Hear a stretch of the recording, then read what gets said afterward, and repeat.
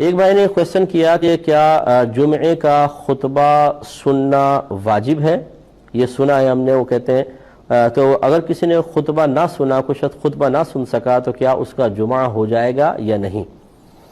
دیکھیں اس کو اچھی طریقے سے سمجھیے۔ پہلی بات تو یہ کہ سننے کا مسئلہ تو ہٹا ہی دیں، پہلے نفس خطبہ کا مسئلہ رکھ لیجئے کہ جمعے کے صحیح ہونے کی شرائط میں سے خطبہ بھی ہے۔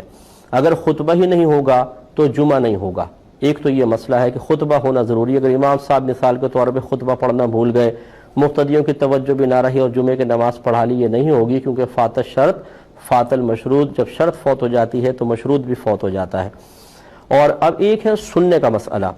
سننے کا مسئلہ یہ ہے کہ جتنے لوگ سامنے موجود ہیں، جن تک امام صاحب کی آواز پہنچ رہی ہے، ان سب پر خاموشی سے خطبہ سننا واجب ہے، خاموشی سے سننا واجب ہے۔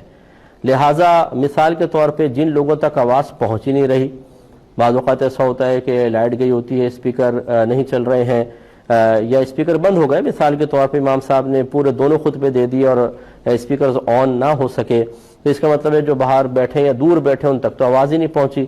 اگر نفس مسئلہ یوں ہوتا کہ جب خطبہ سنیں گے تو جمعہ صحیح ہوگا ورنہ نہیں، تو پھر ان کی نماز تو نہیں ہونی چاہیے۔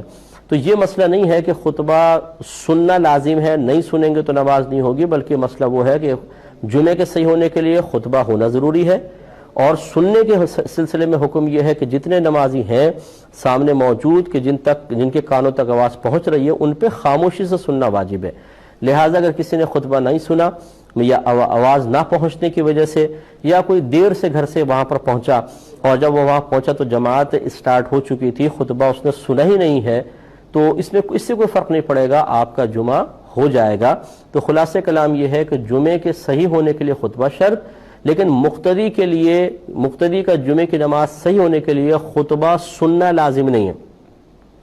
اگر نہیں بھی سنا اس کی نماز ہو جائے گی، لیکن ہونا یہی چاہیے کہ ہم پہلے سے آ کے مسجد میں بیٹھیں۔ اگر امام صاحب کا بیان معیاری ہے اور اچھا بیان ہے، اصلاحی بیان ہے، کچھ سیکھنے کو ملتا ہے، عالمانہ بیان ہے، تو ضرور سنیں، A to Z سنیں، اپنا وقت نکال کر آئیں، اچھی طریقے سے سنیں۔ اس کے بعد خطبہ بھی خاموشی سے سنیں تاکہ بے شمار برکات حاصل ہوں۔